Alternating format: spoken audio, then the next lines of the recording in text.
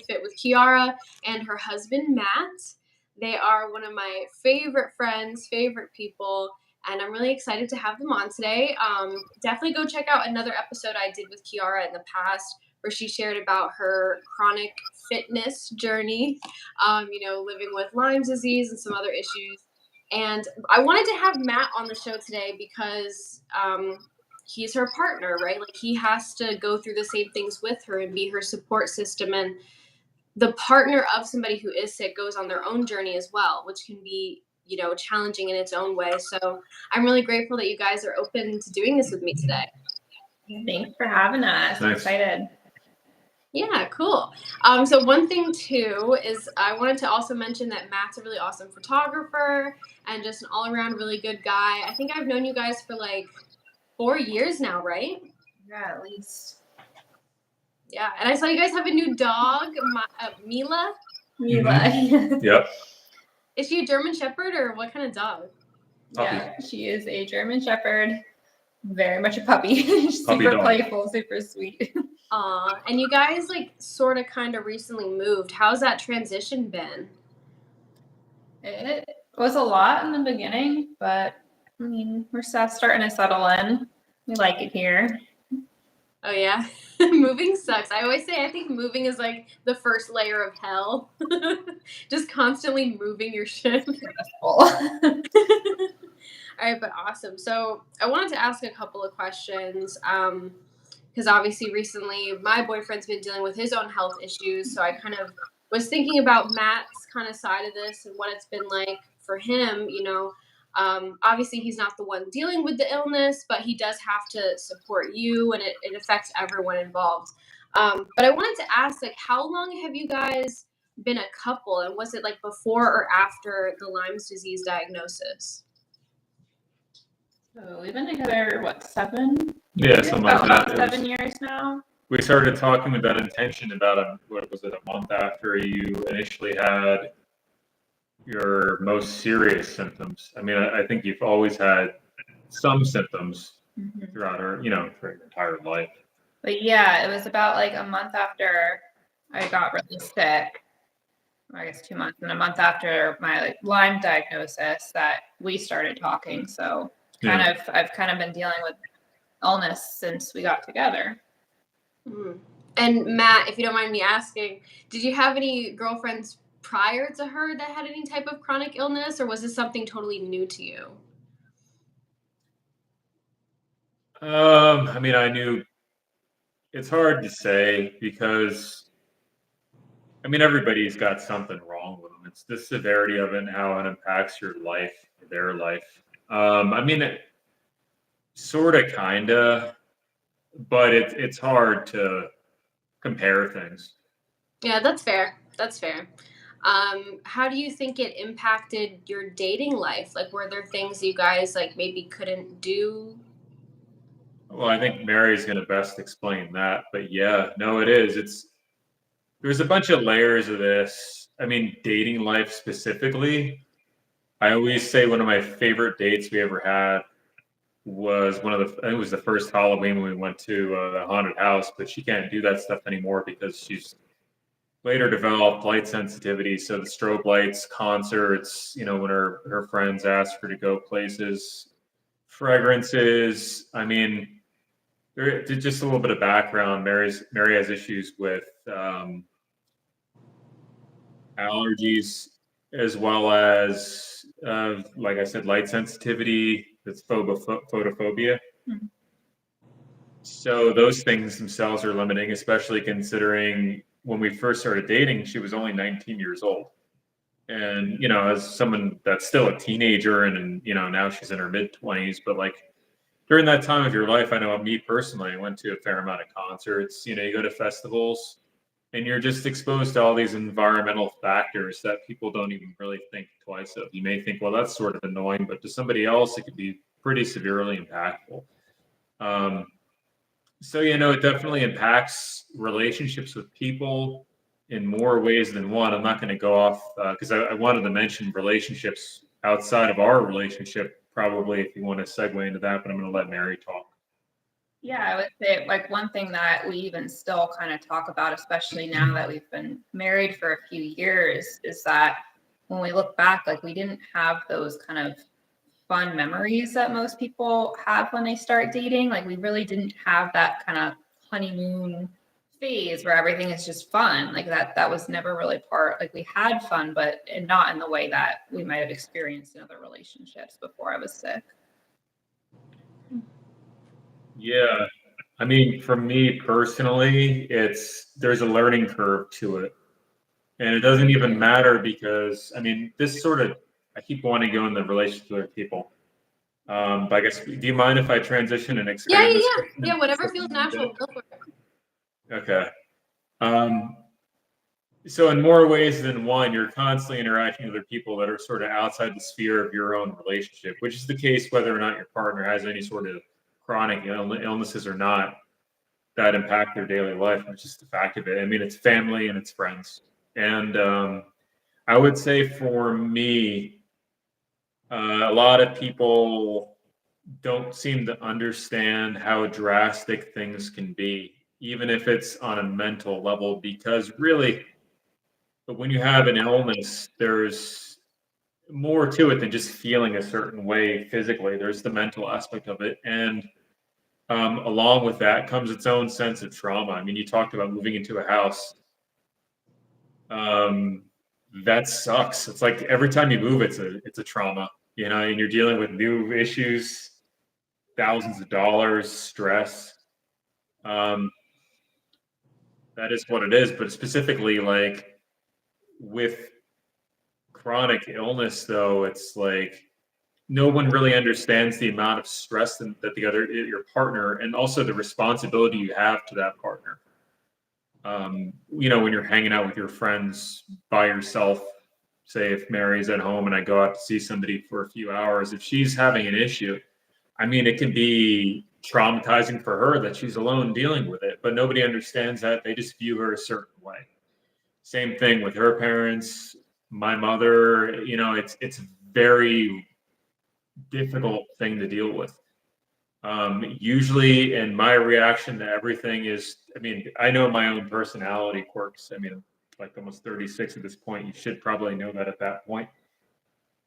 For me, I respond to things aggressively. Like if somebody says something to me that I don't like, especially if it's about Mary primarily, I just get aggressive over it and I call them out over it. And with Mary's parents and the relationship, that's how it was. With your dad in the beginning of it, he didn't think, oh, it's just anxiety, it's this, it's that, but it's not what Mary was saying. And a lot can be said about that. And the same thing with my mother with the expectations of, you deserve this in your life, and this person is keeping you from having that. It's startling because this is somebody who's supposed to be taking care of you and loving you. And like when you put yourself in a situation where the most important thing in the world is Mary, and somebody who used to be, I guess the most important person in the world to me is against that, it's rough. And nobody understands that until they've actually experienced that, even though you're like, well, sometimes Mary has good days and bad days. It can't be that bad. Well, you know what? Until you like actually experience that, and which I'm sure you're probably getting somewhat of a taste. People, especially from the outside world, don't necessarily believe your partner. They think that you're just being dragged along on some like mystery fishing trip where like, oh, there's a 13-foot bass in here. You just got to keep fishing for it. You were experiencing that yourself while you were waiting for your boyfriend's diagnosis, I'm sure. Just that whole mystery of it and people not really getting that part of the journey. Yeah, no, I'm glad that Matt brought that up because that was one of the most shocking things was we've actually had people just flat out say, "Oh, he's making it up." Like, has anybody actually talked to a doctor? Have you actually even gone to a doctor? And it's just like, what kind of human being would make an illness up? It's one thing to call in sick to work and be like, "Oh, I can't make it." But to say like I have cancer and to totally just make that up is it's just offensive. It's flat out offensive. And if anybody else said that to me that wasn't family, I would never talk to them again. And there are some family members that honestly I don't think I'm going to talk to again just based on how they treat him, how they treat me. And again, like kind of what you were saying, like, oh, your partner is holding you back from life or whatever. Yeah, I get the same thing and people don't understand. And I'm like, if you love somebody, you know, if they break their foot, are you just going to ditch them? Like, I don't understand that mentality at all. Yeah, same. I, Experience a lot of that. everybody's got their own cards, right? So I understand everybody's got their own issues. Everybody, you got to understand, I guess, people's intentions. And at this point in time, I just, you can't weigh too strongly on other people's opinions of your life or your partner, no matter even how what they say to you. Like, I'm just like, whatever. If you don't understand it, if you're not here to support me, then you're not here to support me. And eventually they'll either learn or then it's a decision, you know, that's just going to happen. But at the end of the day, if, you know, you have to always kind of stand up for your partner and what you believe in, not necessarily like appeasing other people because, oh, well, you know, Mary's this, Mary's that, Mary's not really sick. You know, it's things like it's enough is enough. Who cares? Like, whether you like it or not, she's my wife, and I don't really give to whatever is about your opinion of it. Like, Yeah. I have responsibility to her first. It's kind of a relationship, but like I don't know. We were talking about something on our walk today because it's easy to say, well, it's because that person isn't ready to be in a real relationship. But then again, I think about all the relationships I've been in, and I've failed at every one of them except for this one. So, like, what the heck do I know? Kind of ironically, at this point, it's true. Like everybody's is screwed up because you don't learn until you screw it up, or at least maybe some people are more intelligent than me and they figured it out early on. I know people get married out of high school and they live happily ever after. I don't know. I don't know. I'm just saying it's like it's all a learning process, and until you've actually experienced it, you know, how are you supposed to know the solution to it? Yeah. You know, the weird intricacies of it, like parents and family members. Yeah, I guess what we were talking about earlier is that like if it's gonna work, then I guess you're gonna figure it out. You're gonna figure it out. Yeah. Yeah, and I think also illness can show you who really is there for you, whether it is a friend, family member, or even your partner, right? Because I could have easily been like, deuces, not gonna deal with it. You know what I mean? So yeah, I totally get you. What bothers me though is, and I'm sure you guys have been through things, but like, you know, your partner gets really sick and something really scary happens, and like you kind of take on your own trauma seeing this thing happen to them. So then when somebody tells me, oh, they're faking, oh, they're full of shit, I'm like, really? Because I've seen some things that you can't fake, you know, that's really traumatic. And one thing that this is just a pet peeve right now, I'm just kind of venting, but people are always telling me, oh, take care of him, take care of him. And I'm like, what the hell do you think I've been doing? Just watching him like be sick?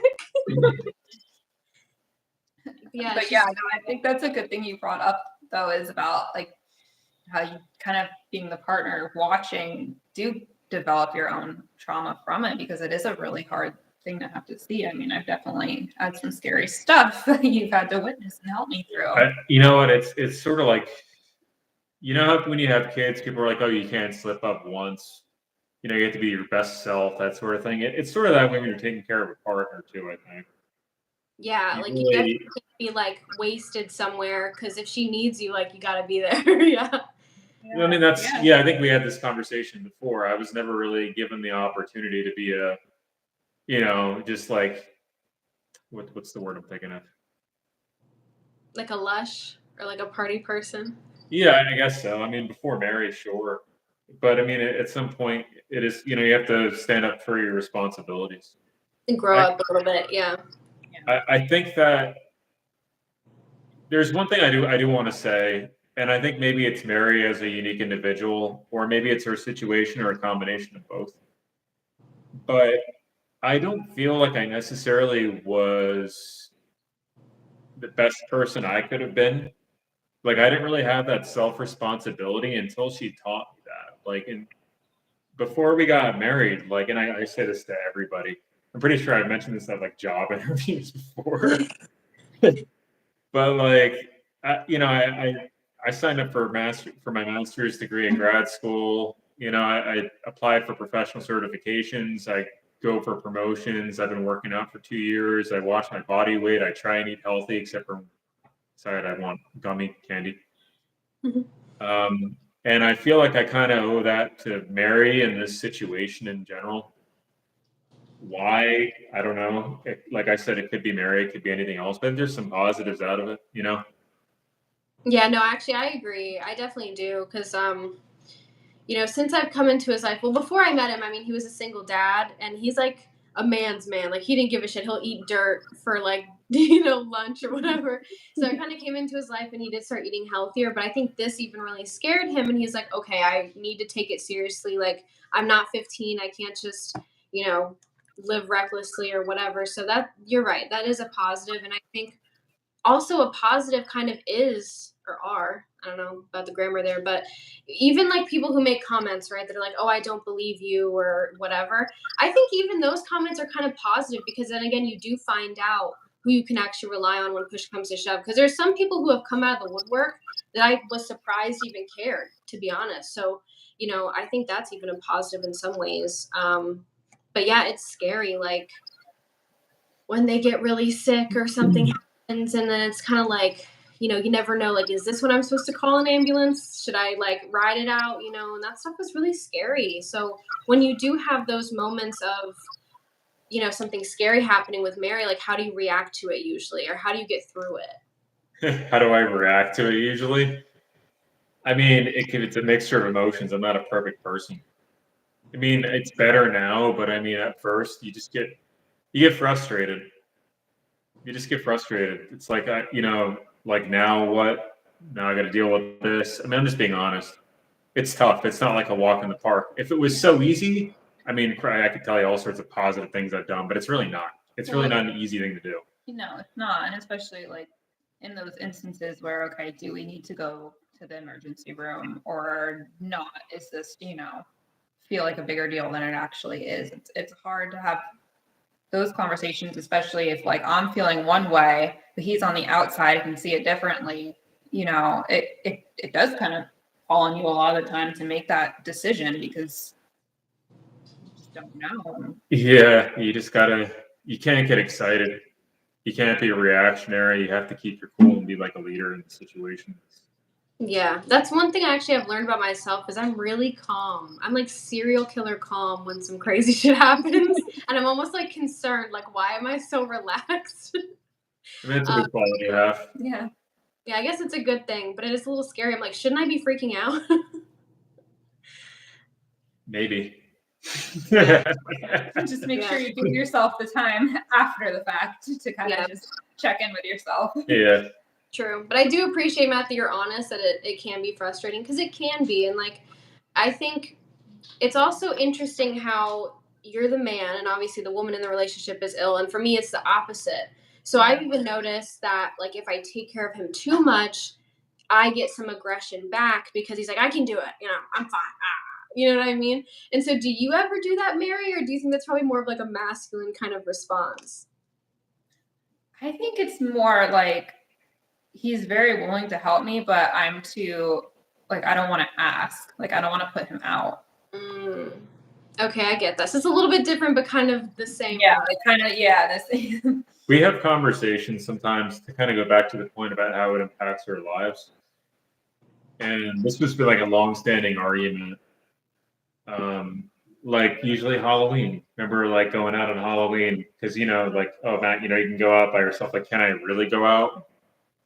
Like, are you going to be okay? No. And she's like, well, I don't want to stop you. I'm like, yeah, but if I'm there and 3 hours into it, I get a panicked phone call or a text message saying that's happening, this is happening. I mean, then I might as well have just stayed home anyway. That was a big one for us to try and figure that one out. It's still hard. Yeah, it's still difficult because it still does happen. Yeah, I'm also kind of on the same page in some ways. And I could even see Matt like from another angle, like somebody else who doesn't understand that Mary's truly sick. They'd be like, "Oh well, she's being abusive. Like she's trying to like control what you do." I'm sure you've gotten that. I mean, I don't know. People, yeah. You can't let that stuff get to you. I know what I know. I don't know anybody else. It's hard though. It's hard to not let it get to you. Yeah, and it's like I kind of see it from everyone's angle, which but no, I get that for sure. Like I'm going through that as well, where it's like there are things I want to do that he can't do, and it's like I could go and do it with a friend, but then I'm worried like if something happens to him and I'm not there. So, and I know he's not going to call and ask for help unless he's like like dying. You know what I mean? Like he's not gonna let me know if he's just not feeling good. But I've been trying to kind of get him to go out a little bit, you know, and just do like small things. But it's really hard. Like he's just really weak and just really sick. So like I've kind of just accepted like, okay, we're gonna rot in bed together and just, you know, watch TV and stuff. But it can be hard, like if I want to do something. But Yeah, that's one thing we kind of had to, and I had to sort of get comfortable with myself is like accommodating the activities so that it meets, you know, what you can do. Like if I can't, you know, going out to eat and I can't eat anything at that place and like I might eat ahead of time or bring food so that like we can be there or parties too. Yeah, like, or I don't know, somewhere that involves a lot of walking if I'm not able to do that, like making sure to kind of take those breaks or not stay for as long as we would stay, but like, you know, just. Or even just when you're doing your normal stuff, but you do it for too long. It's like too many days in a row. Yeah, just trying to build in that time to just rest. Yeah, I guess that's probably the next step for us is figuring out how to like micro dose fun activities instead of trying to like go as hard as we used to with things. That's a good tip. What do you think is like, do you guys just do a lot of walking together as like a date type thing? Like, what do you guys do for dates? We do a lot of walking and. Yeah, I mean, like we got ice cream. Yeah, we'll do that was a short one. Yeah. I try to go out here and there, but yeah, I don't know. We don't really like go out. I mean, try to go out, but I mean, what can I do? I make, you know, reservations and we get there. It's like I gotta go home. I can't do it. It's hard. I know. Like that's one thing we always talk about too. Like, oh, we want to do more, like go out more, but then we just kind of get stuck. That is a tough thing to navigate. But yeah, we do our little like our walks, and we'll try to go out to eat sometimes, and I don't know, catch a movie or something. But that one is an ongoing challenge. I will say that part is hard. Yeah, and I think that's something that most people take for granted is that they can just do like whatever they want at any time because it is really hard for people who are sick or even if you're dating somebody who's sick because maybe they just feel weak or they're throwing up or, you know, whatever. You don't know until like the time you're about to leave. It can change all the time. It's hard to plan. Yeah. So my boyfriend actually has a paralyzed vocal cord, so he can't he can talk, but it's either really really raspy or it's like a whisper. So he's like very quiet. So obviously like that makes it hard to even go to a restaurant because he can't order for himself. Like I can try to order, but then we're gonna like sit there in silence and stare at each other because it's so loud in restaurants. You know, like the music's always so loud. So you know. Well, I mean, he's not really benefiting from that. He just feels like he's I don't want to say hindrance, but I mean not hindrance. Burden. I always use. That's right. We never want to feel like the burden, but when you're, that's something that preventing you from having fun or living the life that you want. That's the psychological aspect of things. That's where it gets hard when other people start saying things because they don't realize I already feel like that. Like I already feel like I'm holding him back. Like I don't need you to add to that guilt. Yeah. Yeah, that's been tricky too, because like I don't want him to feel that way, but it's kind of like from the outside I could see how it seems that way, is what I mean. So that is hard, like, and there's nothing really that as a partner you can do about that. Like that's kind of like what, you know, the sick partner has to kind of work on themselves, which like I don't really even know how. I guess just tell yourself you're not. I don't know, you know, it's so hard and there's no like handbook, there's no really real guidance for anything, really. He gives a lot of reassurance because I'll just flat out say it and you'll say I'm not. That was one of the first conversations. Watch your head. Go into the ER after this. That was in the leg. I'm just checking my phone battery. Okay. 28%. Wow. I know it drops quick. It's fast. But the burden thing, because I feel like this is very important. I would say this is one of the most important things because really it's mental health. Like you have to be happy primarily, no matter what your situation is. Otherwise, like it doesn't matter if you're healthy or not. The open line of communication is super important. Yeah, big time. And you got to have the difficult conversations often. It's not just like a one-time deal. All right, we talked about it. Doesn't work like that, and you don't have to do it drunk or whatever. You know, that's obnoxious to me. Like if you can't have a conversation that's, you know, candid and honest and truthful without drugs, I mean, then you're the problem. Yeah. But because every time I hear that, people describe like the use of drugs incorporated in it. I'm like, I mean, who are they dating? You gotta just talk. You gotta be able to Like, talk are to you in a her. relationship? But yeah, the open line of communication, the constant check-ins. We talk probably, I want to say, once every 2 weeks or so about like mental health. Yeah, that's really good too, because then you're on the same page, and also, like you said, like you have to be happy. That's important too, just for the healing process, not just for like the relationship. It like really helps with the illness just to be happier. I'm not saying being happy will like cure, but It's like pretty much one of the most important it's things. important. yeah. Yeah. That's the hard part too, though, because I'm dealing with a man, and men aren't typically the most open sometimes, so it's kind of hard to like crack open the shell. Eventually, they get there. Yeah, but I mean, it beats just acting out. Like, I feel like with a guy, it's physical, then emotional, generally speaking. So it's like, if you just say, I'm angry, it's better than being an idiot. I'm angry is better than yelling. Or So- like, I'm sad because of this. Some big Or, words, yeah, you got to use your words like a big boy. It's just the way it is. I miss you guys so much. We have to get together sometime. Actually, too, one thing I wanted to say, Matt, I think you're a really good partner because I think you also just seem to be naturally inclined to help. Like, you've saved my life a couple times. But I remember the main time that like really I think about sometimes was when I was in the woods and I got a bee sting, and I'm I hear like, the thing. oh yeah, The Benadryl, yeah. Well, why do yeah. you think I had Benadryl in the house? Yeah, thanks, Mary. Yeah, he literally he came to the woods and like saved me because I was like freaking out because I'm allergic to bees, and like I couldn't feel my leg, and my boyfriend at the time didn't really seem to give a shit. So I really appreciate that you showed up and was there for me. So I know that you're taking good care of Mary, and I'm glad that you guys have each other, and I'm glad to just know you guys. Well, thank you. Yeah. Of course. One thing too I wanted to ask before we go, because I think you said your phone battery was low. I'll check it. Yeah, we're good. Yeah, we're 24%. Got Okay. at least 3 more minutes. So we've talked about communication is important and kind of like compromising, finding ways to do things. What do you think though, other than that, has been the most helpful for just navigating like the doctor's visits or flare-ups? What do you think has helped the most?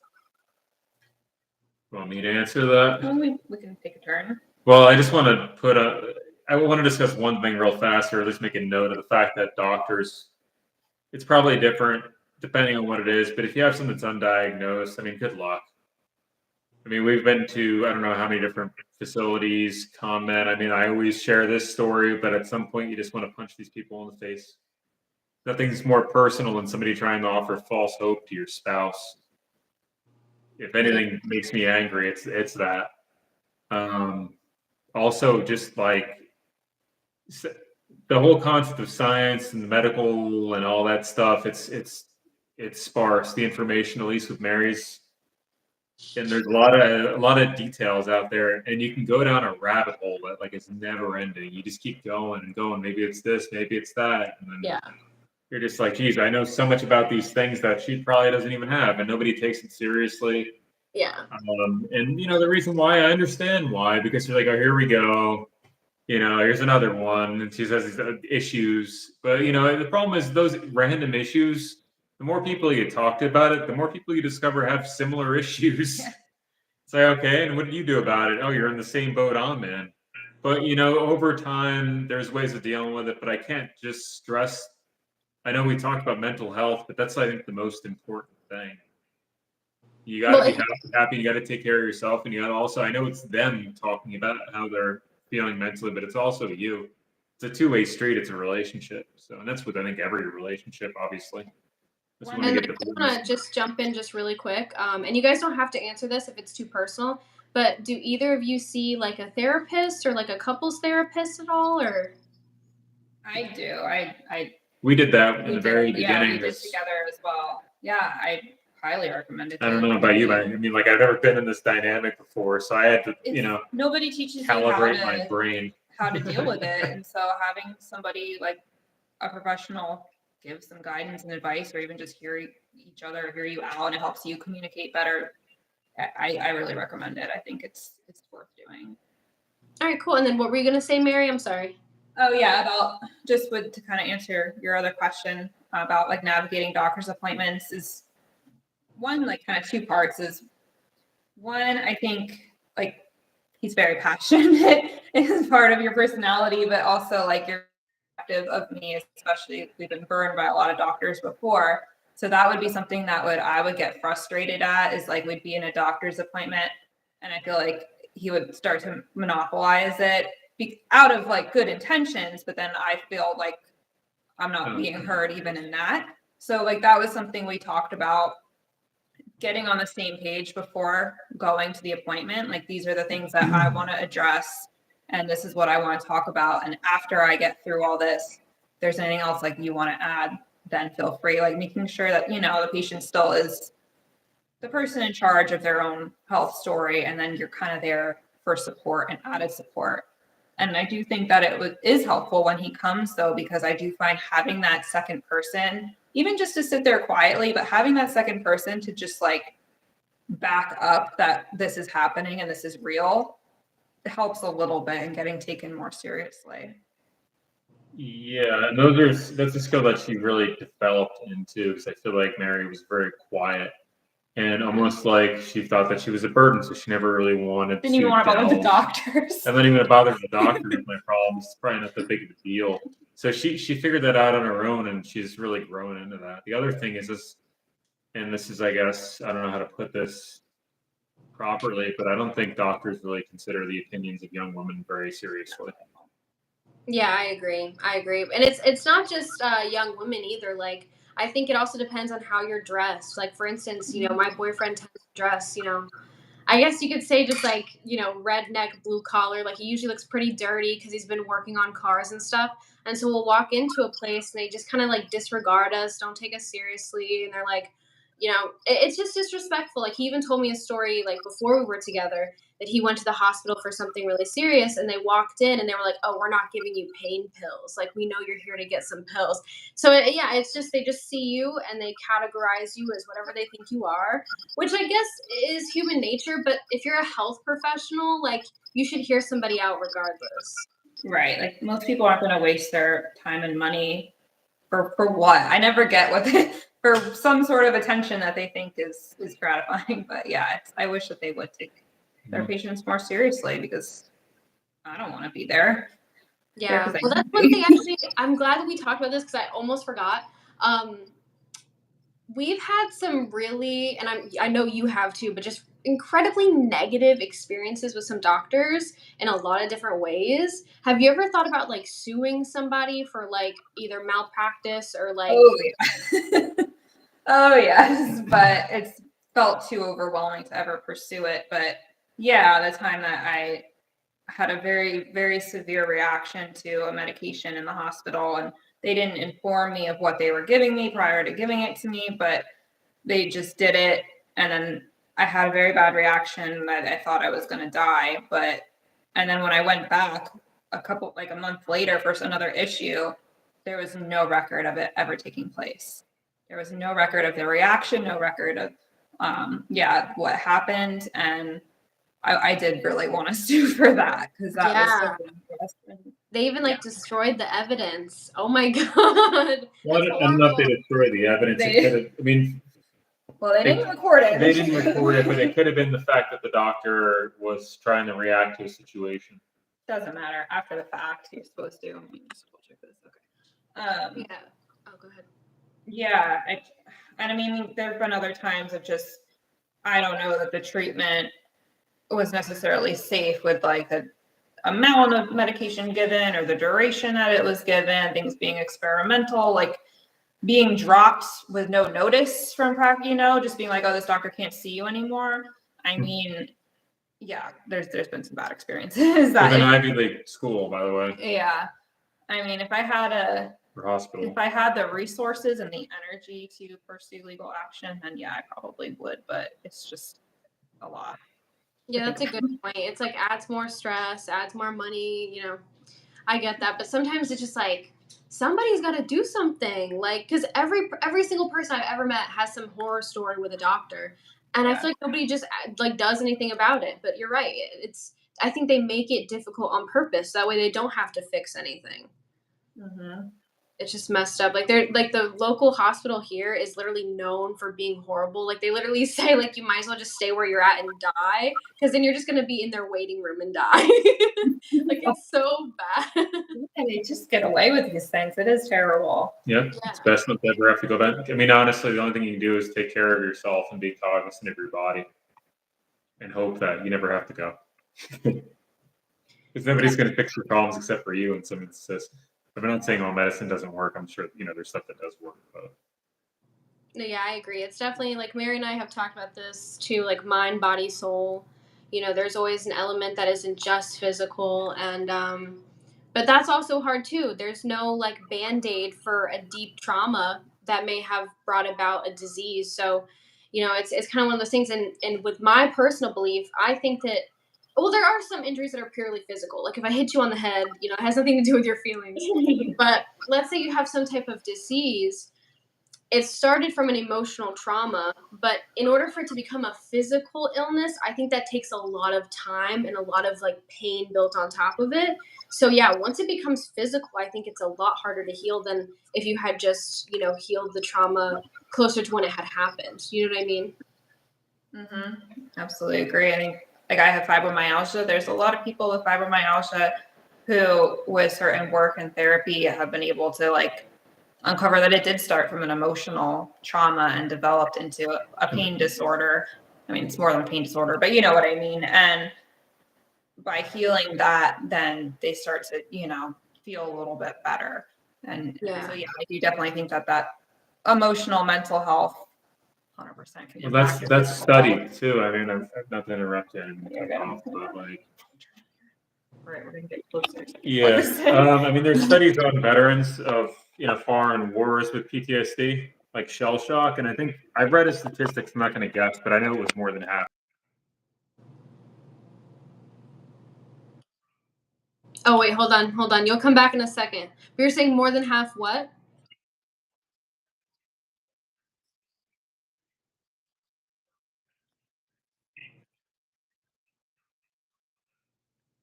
Interesting.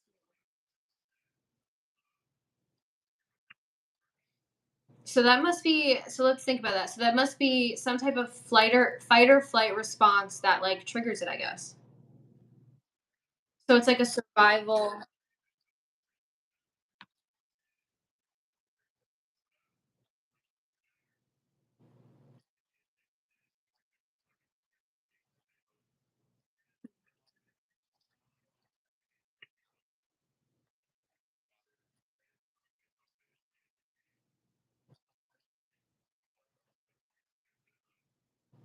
True. Yeah, so even just the body can have trauma. Yeah. Yeah, that's very true. That's like for instance, a lot of people who have really significant trauma, they kind of like lose their memory and they forget what happened, but like your body never forgets. So that's a good point too. Like you can have like just pure body trauma. But yeah, I think you guys, your screen turned black, and I gave it a minute. I don't think it's gonna turn back on. Are you guys there? Hello. Oh, Hello. okay. Oh, All oh, right. there you go. Okay, you're back. Yeah, we're on the almost there. Create shorts screen. I don't know. Yeah, we got some sort of black screen. You gotta right now. I can see your yard. What? Okay, well, we're facing We're Okay. having technical difficulties. Nice. I guess I can turn it. There you go. Oh, Oh yeah, I'll tell you. there Oh you yeah, I go. can see you guys perfect. Oh. You're on the line. Okay. All right, cool. You got the 55th caller? You have won a sweepstakes. Oh man, dude, life is just so crazy. I'm not gonna lie. This stuff, it's been a whirlwind, at least on my end, because I mean, I knew that he was having problems when I met him, but it's just gotten so bad so quickly. And I think that's what's been most concerning for us is just like how fast things seem to get worse and how long all the tests and everything take. And it's just kind of scary. Like, what if something's really, really wrong and we have to wait and wait and wait, and then It's too late. I mean, that's kind of the other thing that's hard to talk about, but like, I mean, I know everyone in the entire world thinks about dying and like they worry about their partner dying. It does kind of carry a different weight when somebody's sick, though. I mean, especially depending on what it is. It is a hard thing. I mean, you were eating like 2 different types of food for like 2 years, so I don't know. I couldn't even swallow when I couldn't swallow. Oh yeah, I forgot about the swallowing thing. Yeah, at one point in time, she couldn't swallow anything, including water. I mean, I thought I was gonna die at that point. Yeah, I was on the phone like yelling at her mother, like, "What the heck is going on here? Why? Yeah. Why is she in the emergency room with an IV because they can't like figure out why you can't swallow water?" Ended up being allergy related, I think. But anyway, I mean, To like deal with that again. I can only imagine, you know, with his diagnosis that it is that's like a heavy thing that does. I don't know, it's there.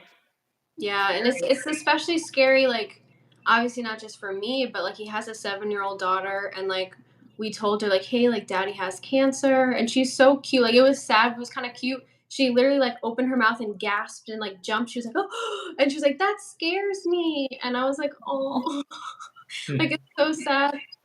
But, oh, there was something else I was gonna say, and I got distracted by that. But yeah, no, it is scary, and of course, like everybody's gonna die at some point, and it's just a part of life. But yeah, it does make it a little bit more real, and it makes me look at life differently. And I like that Matt mentioned that like he'll yell at family members on the phone because I've kind of taken on that persona too because I feel like everyone's being freaking stupid. It's like I don't know if they don't take it seriously or they don't know what to do. Maybe they just purely just don't know how to handle the situation. But it's like everyone's got their thumb up their ass, and I'm just yelling. And like my partner's like, you know, don't start drama. Don't. I'm like, no, I'm gonna start drama because people are being freaking stupid. If they don't want to help, they should go the fuck away. That's it. And you're right. And you have to be that advocate for him in that sense because, yeah, he's not going to be able to do that himself. But it does make a big difference because then he, you know, at the end of the day, he knows that you're there. This is what I say to him. Like, I know at the end of the day, like, at least one person is here and gets it. Yeah. Yeah. You have like a witness, you know? Support structure, your foundation. Yeah. And then honestly, like, it's hard because there's definitely people that I would love to just cut off, but that's easier said than done. But because it does take it hurts very badly to be treated that way and to have people think those things about you when they should know better.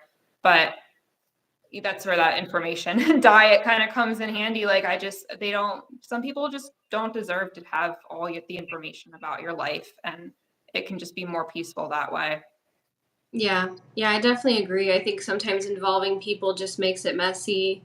But what's also funny and like I'm actually not surprised at this point because I've worked on social media for I guess maybe the last like 5 years or so, and I've noticed that I tend to get the most support from strangers, from people I have no idea who they are, versus people who actually know me. And I think that's both beautiful and deeply disturbing at the same time. It's like, oh, like yeah, we don't know each other, but we care. But then on the same time, I don't know you. Like, why doesn't my family care as much as you do? Right? Yeah, I know it's so true. That from like the people I've met on Instagram have been some of the most supportive people throughout the last few years. Yeah, so I guess in some ways we should be grateful like for social media and that we can have our own communities even though they're not physical like close communities, at least we have people, you know, Yeah, it's true. But I will say, you know, and I'm sorry if this is like a heavy question, but it's a pretty intense decision to like marry somebody that you know has chronic illness, especially when you don't really know if they'll get better or, you know, what could possibly happen. So Matt, you know, you popped the question. Do you think it's just love cures everything? Love is worth it or what?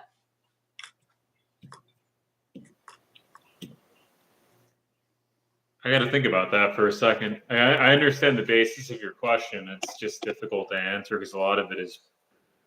I don't want to be it's an ego-based answer. It's because I feel like I have the confidence to deal with and solve the problem. And that's ego-based, like I'm saying. I do. And she needs. And there's also like obviously that I love her. So I mean, I know you want a more like personal answer that isn't just feelings, I guess. Kind of hard to answer that. I don't know. I really don't know how to answer Are you that. trying to say like the problem? Like it didn't scare, like you weren't scared I off by it wasn't. because you I felt like you wasn't. could handle it. Yeah, I thought I could handle it. And I thought I could help her, and you know, it may be a permanent thing, but I thought, you know, I can at least be there for her to help potentially resolve it, provide some sort of an answer for her, and I don't know. It was that was the basis of relationships since the beginning, anyway.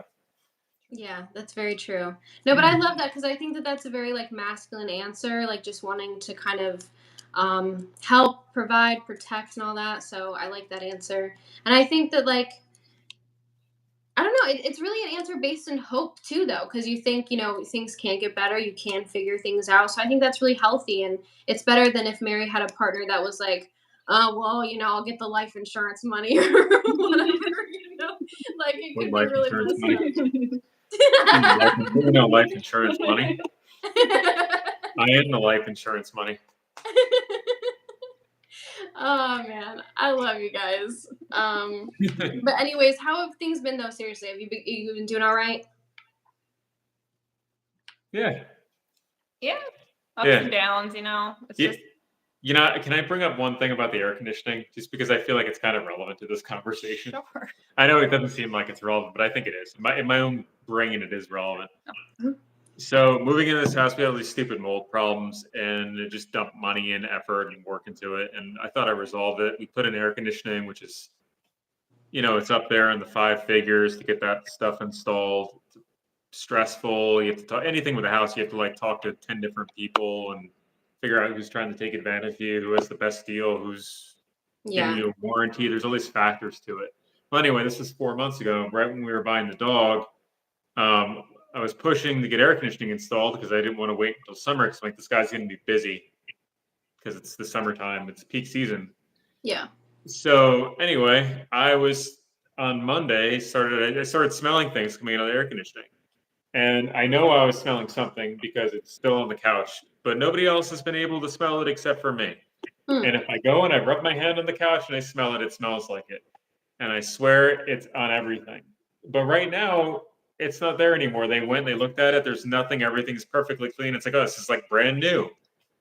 Okay.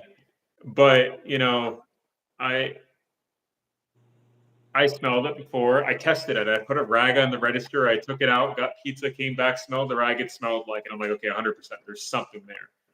So we think we kind of idea what it was. Maybe it's just like coming in from the attic, whatever. It doesn't matter what it actually was. That's not the point of this. The point of it is, like I said before, when people don't believe because you have a normally like healthy looking girl in her early 20s going to the doctor. What can be wrong? If the air conditioning system is 3 months old, what can be wrong with it? Different story because there was actually nothing wrong with the air conditioner. No offense, but but people look at it like you're crazy. And the guys came in, all 3 of them. They're like, "Well, this is a free visit because you got it within the first year." I was like, "Okay, well, bring the coil cleaners. You're probably gonna have to clean something. Something's up there. Whether it's a dead squirrel or mold or who knows what it is, but there's something up there that needs to get touched." There was nothing up there. But regardless, people look at you like you're crazy. I know it's there. I know that there was something in it because the smell was still on stuff. But with Mary, it's a similar thing. And I mean, I remember when we still had the actual problem that everybody knew about. Like, there were some people that came in, oh, I don't smell anything. Oh, you're not. Why isn't she working? Why doesn't Mary have a job? When is she going to graduate school? How many times I heard it? When is Mary going to graduate college? Yeah, but it's also like, why don't you ask Mary? Well, yeah, that too. And also, like, no one even, like, nobody understands the accommodations, the effort, how hard you worked at it. I had to fight so hard to get accommodations from my college to make it so that I was able to graduate. So yeah, being discredited. Yeah, and the people treat you like crap. They treat you like, oh, you didn't do anything. Big deal. 25% of people in the country have, college degrees. I'm like, what percentage of those people had to struggle to get the degree because they would get migraines every day and were in constant pain every day without like resolve? Like, hello, like if you care to love somebody, then show appreciation when they need it, when they actually accomplish something. I think that's one part of like just being there for your But partner. nobody cares. I'm sorry. I know, but I know. I know. Keep talking. But Go ahead. I just think that that's something that, like, I think you've kind of mentioned you're starting to experience, like people just not getting it. It's just really does come down to, like, if you love somebody, you're going to be the one that's there for them, and that just might have to be enough because. Yeah, you're the only, like, you're here every Well, who are day. you doing it for at the end You of the get to day? see it. Yeah, exactly. And like, this is our life together, and that's just kind of like what it comes down to. We just have to be enough appreciative and be enough for each other. And don't get me wrong, there's going to be a day when you're unemployed, you're trying to find a job. I remember this when I graduated college. I was like, I'm doing everything to find a job. I'm like going to companies, just telling them, hey, I'll work for free. I just need the experience. Everyone wants to hear you suffer, though. That's the thing but when I actually got a job, nobody cared. That was something that I thought about like 2 years later. Like, yeah, I remember at Thanksgiving, I was complaining about like how difficult it was because I remember I got a job. It was full time and it lasted 2 days because the person that was resigning decided he wanted to keep the job anyway. And they let me go because I was contracted. It blew my mind. I was so depressed. Everybody wanted to hear how horrible it was. But then when I persevered and got the job, later on in the springtime, nobody really wanted to hear anything about it. So it's like inverse. I don't know. But at the end of the day, you're doing it for yourself. And it's your decision how you treat other people, I guess, when they're going through something. Yeah, that's all you can really do.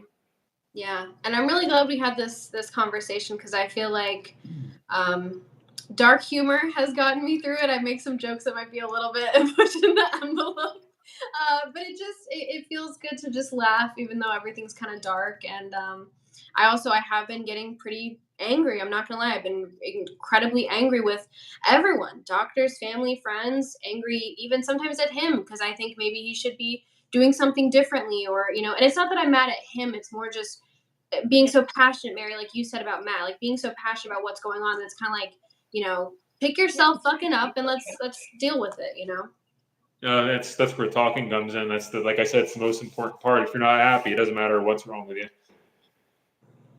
That's the secret to being spiritual. If you're happy, it doesn't really matter. You're like winning already. That's all it takes. And I think, one thing, like, I think you said it the other day was like, it's great that all these people are here now that he has a diagnosis, but like, where were they the whole time he's been sick? I think that is another part of it too, is like, it does get very. What's the motivation for him to lie about it? Yeah. That's what I don't understand. Like, what is the motivation? Do people want to have their lives impacted? Yeah, I don't know. It's crazy. Like we went to because he has a paralyzed vocal cord, and at first we thought maybe it was some type of extreme Lyme's disease. So we went to take him to get tested, and his relative came with us. And while we were in the doctor's office, his relative asked the doctor, "Hey, is it possible he's faking his voice like that? Like, can people do that?" And she looked at him like, "What?" Oh, yeah. But it's like, how on earth would he? And even if he like was faking it, you know how hard it is to fake like constantly 24/7. Right? It didn't make any sense. But it's just turn the page on that or flip the book. What happens if sometimes with that person? You're going to assume they're faking it because they jumped right to that was faking their it. conclusion. Yeah, nothing could ever be wrong. No, that's a very good point because that person does fake shit a lot and they're constantly projecting. lying. Yeah, so that's a good point. You got to look at how people react to things. It's oftentimes a reflection of who they are, right?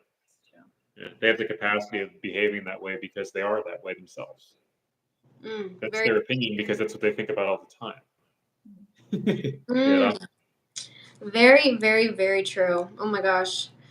Whew. You guys, I'm really grateful for having you on. I think this would be a good stopping point. But seriously, I'm really grateful and I appreciate you guys being here on the show and also just being there for me as a friend. And of course, you guys can always call me anytime too. Was there anything else you wanted to add before we close out?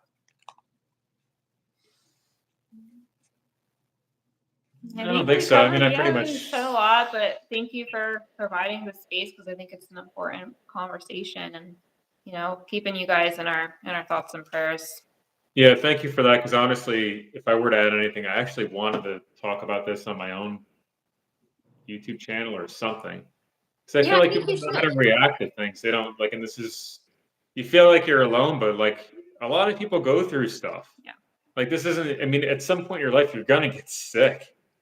You know, at some point in your life, the person that you love is going to die or you're going to die. You know, everyone gets old. And pick a good person because you want somebody who's going to take care of you, not think you're faking it. Yeah, exactly. Yeah. You're only 89. Shut up. Oh God, it's like she's been thinking she's sick since the 90s. Oh, but no, but I think that's a great idea. I think you should start the channel. Like, people need to have this type of space, because I think that and I'm not trying to diminish anybody's experience, but I think there's a lot of support for people who are sick. There's not always support for the partners of the person. And I'm not saying that either one has it worse off or easier, but there needs to be a community for both. And I think anything that can be contributed is going to be positive. I agree. I like that. Yeah. Yeah. All right. Well, cool. I love you guys. Love you too. Miss Thank you. you. Miss you. Bye-bye.